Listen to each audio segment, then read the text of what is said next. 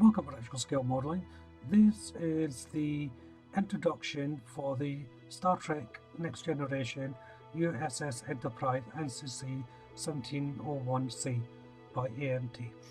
Now I'm doing the introduction as a separate from the build because there's quite a lot in this kit to build, because I'll be lighting it up as well as doing my own decals as well.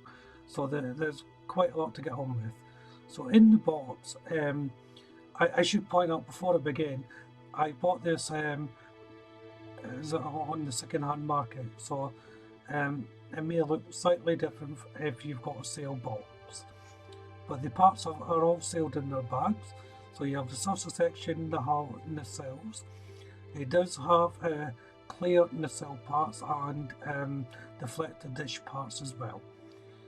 In this particular one, the decal sheet is quite old and yellowed, as you can see there, but whoever owned this kit before me had actually bought some aftermarket decals, and these are from a company called PNT or PMT, something like that anyway, and they're more detailed decals.